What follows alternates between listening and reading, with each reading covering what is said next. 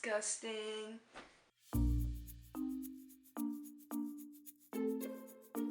So basically, I pulled skin off of myself.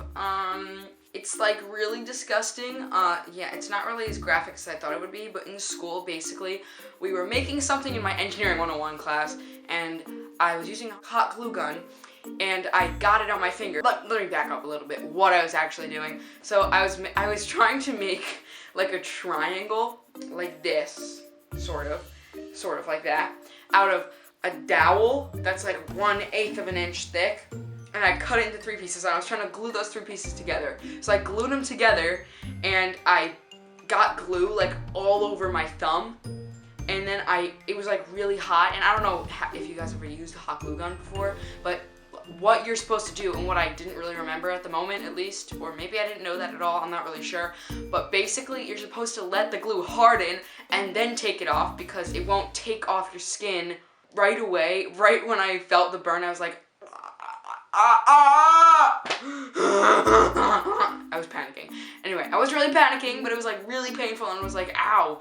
And then I ripped it off, like, not like ripped it like a maniac, but I like pulled it off pretty quickly, and it pulled skin off with it. I don't even know how this happened, but I just pulled skin off, and I was not expecting my skin to come off with the glue. Like, who would think that would happen? Like, who designed the glue? Who thought that I'll pull hot glue off skin and it'll rip skin? Like, just imagine if I got that glue all over my arm and I pulled the glue off as it was still hot. I probably had 2 choices. I could either leave the glue on my body, on my skin, and let it harden and then give me like a 1st-degree burn on my skin, or I could rip it off right away and just have no skin. So basically, whoever designed that, you weren't really making any room for error, so maybe you should redesign your glue. Like, come on. And then my teacher, he's like, this is my 2nd semester having him. I had him last semester for a different class, and let's call him Mr. M, because that's actually his name. But so Mr. M and I went into like this little office in between the tech drawing room and the wood shop room, and there was another teacher in there. Let's call him Mr. K, because that's his name. And Mr. K was in there, and he asked if we had any Neosporin, and then they put Neosporin on it, and it actually did not burn like at all. There was like a lot of like, I don't know what it was. It looked like human muscle cells, like literally like muscle tissue. It looked like muscle tissue. It was so disgusting. And it's literally like, it's like glossed over right now. Like, for some reason my camera's not picking up this cut. I don't know what's going on with my camera. Maybe it's having like some gross issues, but it's not coming. It's not picking this image up, but it was just really disgusting and very painful. And you could see like pink flesh under here, and it was so disgusting and very painful. And now it's still like pulsing. It was like really pulsing, and then we still had after. Here's even better.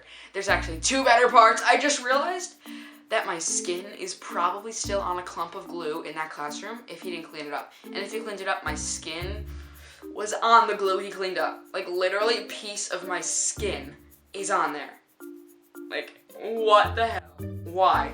But I'm just wondering, like, how long is a stupid cut gonna take to heal? Like, what even I don't understand. And it was just really painful. Basically, the only good thing out of this that I got was making a video. So the message of this is, do you want, when you're working with a glue gun, make sure before you go, do you know that you want to have an open wound that's most likely going to be worse than this? Or do you want to have a burn? Now, I've had a different burn. Let me show you the scar of that. It's right here on my middle finger, on my right hand middle finger. And I had this was actually from culinary arts in school, which is a different elective.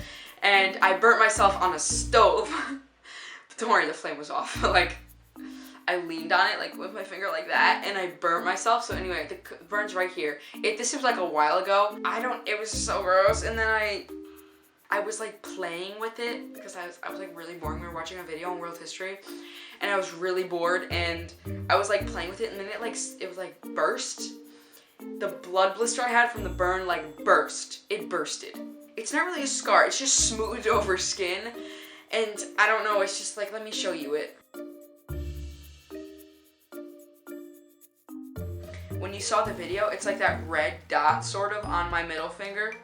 and then like right in the middle, it's that red dot. But I've had many burn stories, and those are just two of my weirdest and probably grossest. This one because duh, and it also happened today. And then the other one is because I was playing with the blister and it popped. So like, what? Anyway, if you enjoyed this video, please give it a thumbs up so I know to make more storytime videos. And leave a comment below what your worst burn ever was. And please don't burn yourself on purpose, just so you can comment. Duh. But like, what's your worst ever burn? And how did it end up? Also, if you know how to fix this thing on my thumb, like, not how to fix it, but like how long it will take to heal, because I hate wearing band-aids. And I just want to know how long it will heal. And I don't really know what to Google for it. So please leave it in the comments if you know, or if you have a PhD, which I don't think many viewers do. But you know, if you do, hit me up. So, yeah. Thanks for watching. Gotta do my homework now. See you next week.